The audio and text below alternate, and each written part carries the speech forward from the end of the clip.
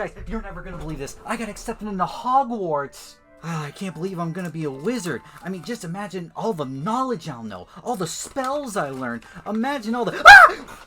Chalmix, you're never gonna believe this. I thought I got sent a letter from Hogwarts, but turns out I got pictures of Hog's warts. Oh, those are mine.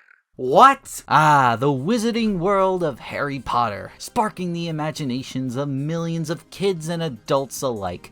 The rest were Christians and weren't allowed to watch it because magic equals sorcery, and sorcery equals Satan. Well, hey, I survived through Shadow the Hedgehog with its satanic demon imagery, and I hate turn-based RPGs, so I think I can handle a bit of magic without converting to the inner workings of hell. I recently defied the Christian way and rebelled to watch the first Harry Potter movie, and bad green screen effects aside, I've been enjoying it, and I've been interested to see the other movies in the series. So today, I want to celebrate that. I think I should talk about a Harry Potter game today, since there have been so many decent attempts to translate the wizarding world into the video game world. One even coming in about a week after this video is scheduled to launch, and it honestly looks pretty impressive, so I hope it turns out good. Regardless, that's not out yet, so I need to pick a game to review for now. I have a few options. I could look at Lego Harry Potter, or I could look at one of the best Harry Potter games that people swear by, Chamber of Secrets. But since this is Harry Potter, I think there's only one way to choose. And if you know how students get accepted into Hogwarts, I think you all know the way how to do it. Time to let the hat decide. Toffee. Relentless. Bold. Complacent. Blunt. I also sense loss. Okay, that's off the record. Not on the record, eh? If you're sure, then Philosopher's Stone. Oh, based off the first movie. Well, it can't be that bad, can it? Well, let's find out together. Let's nitpick Harry Potter and the Philosopher's Stone on PS1. Gotta grab my controller, I didn't get it ready. We boot up the game and we have to make a very scary choice. Our region. Alright, well let's play the actual game, and because I live in America, the game is actually called the Sorcerer's Stone. It's a good thing they did that too, because Americans are really offended of what that one philosopher did to the 2020 election. Guys, did we really vote him in? The President of the United States! Okay, so we enter into story mode, and they skip pretty much everything. They skip most of Harry's backstory, they skip Hagrid coming for him, and they skip him being chosen for Gryffindor, which I'm pretty upset about because that hat looks so good in the movie, I just had to see it on the PlayStation. But whatever, so we're about a quarter of the way through the movie already, and I haven't seen the in-game graphics yet, so we finally fade into Hogwarts, and what is all over your body? Do I be family friendly, or do I give in to my inner Jimmy Here fan? I try out the controls a little bit, and then he immediately calls me a nitwit. Jesus, man, I'm sorry. I was just testing out the controls, man. Alright, so we hobble around Hogwarts and...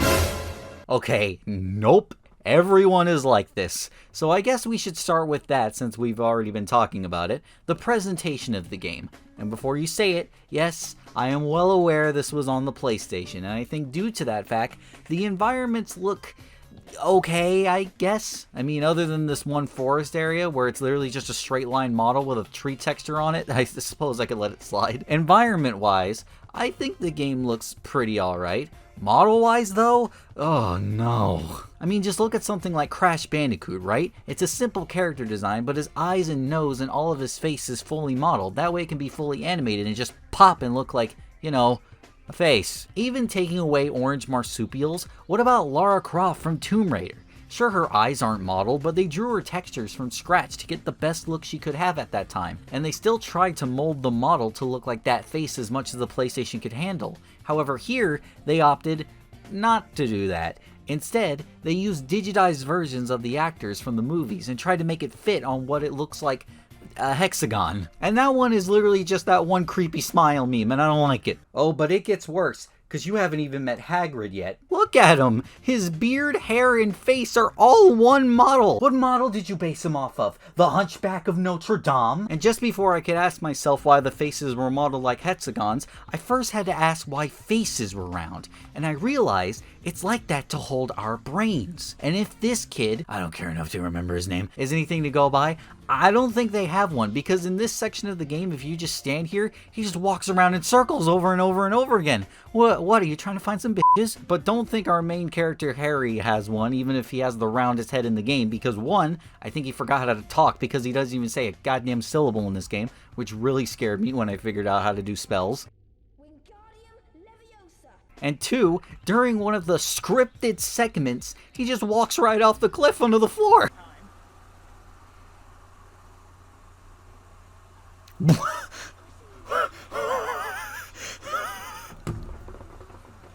That was a scripted cutscene. Well, that was fun. I guess that's the end of the video. So I guess I'll see you next time in the next video when I talk about, I don't know, anything else. Okay, bye. I think you have a whole other game to review. I miss when hats couldn't talk. Fine, let's talk about the gameplay. Well, I don't want to say it's Legend of Zelda Ocarina of Time, but it's pretty much The Legend of Zelda Ocarina of Time, just a lot more linear in scope. But one thing Harry Potter didn't seem to copy over from Ocarina of Time was the soundtrack, because I mean, listen to Ocarina of Time soundtrack.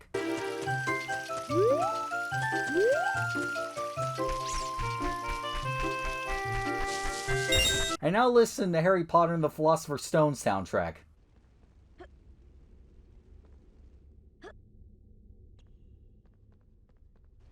There isn't one. Not a slight jingle, not a hum, just the creepy sounds of the school, which honestly would be okay and even fine if it just had some places that had music, like when you're in the outdoor area. Why can't there be some music playing to boost Hogwarts creepiness? But anyway, I said the game plays like Ocarina of Time, and what did I mean by that? Well, you have the entirety of Hogwarts to explore, and you're not really railroaded into certain levels or anything. You're supposed to explore the castle and solve puzzles to find things to progress the story, and I honestly don't really have a problem with that. It can feel a little lazy development-wise because you're just going to end up backtracking to certain parts of the castle you've already been to, but I can let that slide.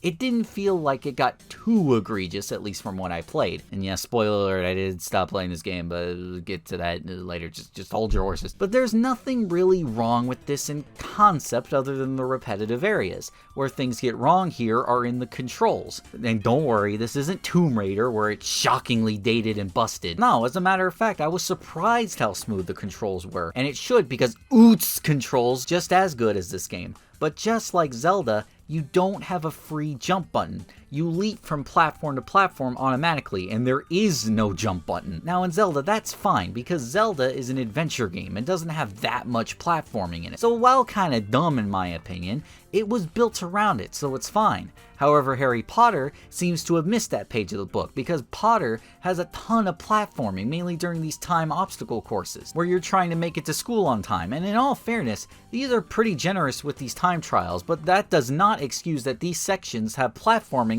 with a jump you can't control. Just like in Zelda, when you leap off a platform, you can't change your jump in midair. You must commit to it the minute you leap off the edge. So if you mess up in Harry Potter, that's it. You hit the floor and you have to start the whole sequence all over again. Moreover, I'm sorry to go back to the presentation, but while we're on the topic of these time trial challenges, can we bring up how disgusting this game looks again? I mean, one of these time trials was outside and the game looked so bad I thought this grass here was poison and I was supposed to stay out of it. I'm not stupid, right? I mean, look at that. Another gameplay style is broomstick flying, and while Harry controls fine on the ground, he controls so sensitive in the air. And clearly the teachers are all delusional, because I had the roughest time steering trying to fly into a circle, and the teachers say I was amazing. Stop giving me pity and admit your game is just garbage, whoever made this game. Another gameplay style that got on my nerves was this quick time event minigame. And while the ones to learn the spells were fine, even if they were a little annoying to keep track of this light, other quick time events like to be really cute and change the button out of nowhere, so you have to figure out the timing and what button to even press in the matter of 1 second. I did this for Hagrid, and after like 5 minutes of trying to do it, I get rewarded with orange misshaped testicles. And I think I know who they belong to, because now I want to talk about boss fights. Mainly one of them. I didn't fight many boss fights during my my playthrough other than this one troll thing and I raced that other thing. But the funniest boss fight in the gaming industry has to be this kid. And you know, I've fought a lot of boss fights on this channel. I've fought titans larger than life. I've fought literal incarnations of Nightmare itself. But nothing compares to just throwing things at each other. Literally the entire boss fight is just this kid throwing firecrackers at you and you catch them and throw them back. He's throwing your ammunition. Okay, but if you've been paying attention to this review, you've noticed that most of this has been about the first part of the game and not really the second part. So why am I not talking about that? Well, let me let you in on a little secret. So it all started when Hagrid brought me to town to gather some ingredients to help Norbert. And this guy went to slam down some beers and make me go to the bank to gather all the money. But fine, I said. And I went to the bank to do his work, and this is the slipperiest bank I have ever seen. Yay, I'm finally ready to cash my first paycheck.